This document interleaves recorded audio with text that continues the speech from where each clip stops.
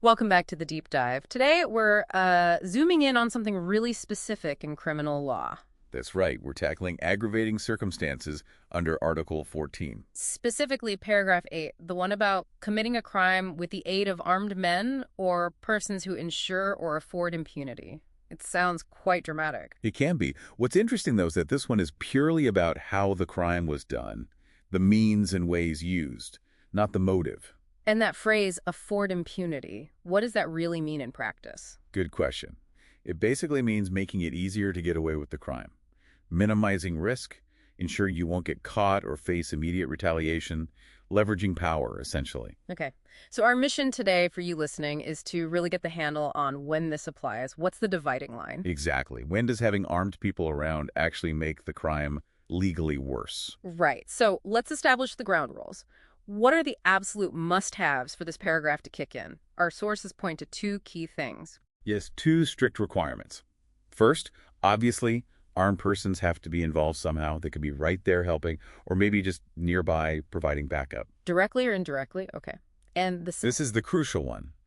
The accused must have actually used their help, availed himself of their aid, or, importantly, relied on them.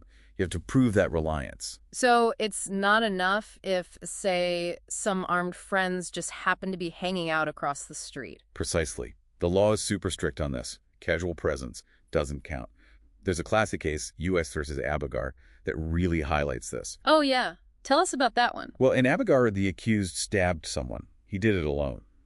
But get this, there were 10 armed men in a house nearby. 10. Okay, that sounds like potential backup. You'd think so.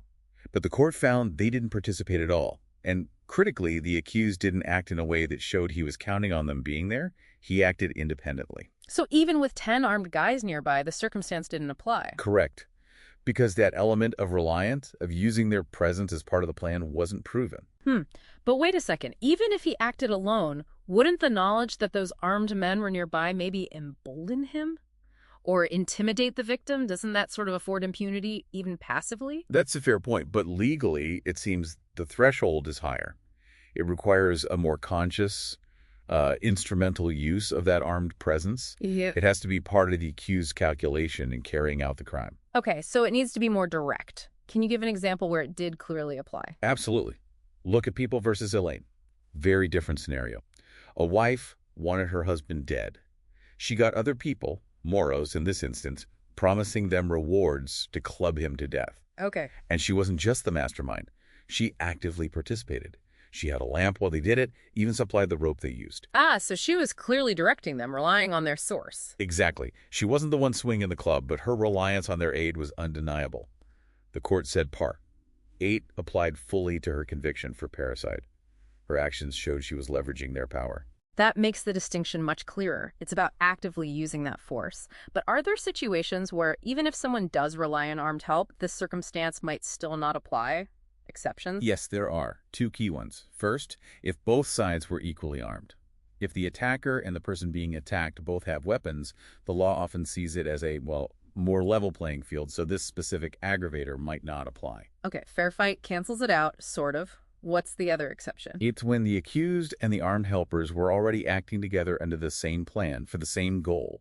Think it like co-conspirators in a robbery who are all armed. Right, cases like People versus Piring touched on this, didn't they? If everyone's part of the main crime plot already. Exactly. In those cases, their cooperation is sort of baked into the main offense, especially if conspiracy is involved. So Par 8 isn't usually added on top. This is getting intricate. Intent, reliance, and now numbers seem to matter too. Because there's another paragraph, Par 6, by a band that sounds similar. How do these two relate? Ah, yes, the numbers game. This is about absorption, basically avoiding double counting. Par 6, by a band, has a specific definition.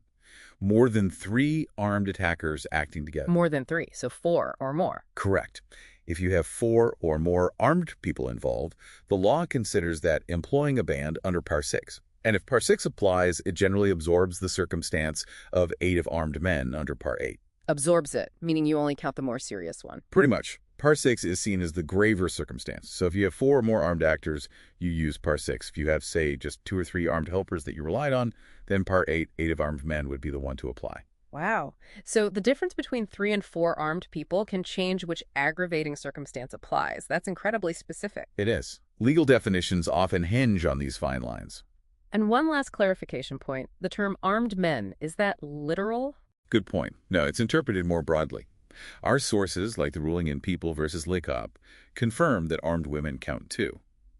It applies regardless of gender, especially in crimes like kidnapping or serious illegal detention. Okay. So wrapping this up for everyone listening, determining liability here isn't simple. It's not just about whether guns or weapons were present. Not at all. It boils down to, did the accused rely on them? Did those armed people actually participate? And, crucially, how many were there? It really highlights the law's focus on the specific means used to commit a crime. The precision is quite something. It really is. And it leaves us with a provocative thought, doesn't it? If the law measures a crime's severity partly by the means used, like relying on armed help, what does it say about how the legal system views power dynamics when sometimes this very circumstance, aid of armed men, might be seen as inherent to the crime itself?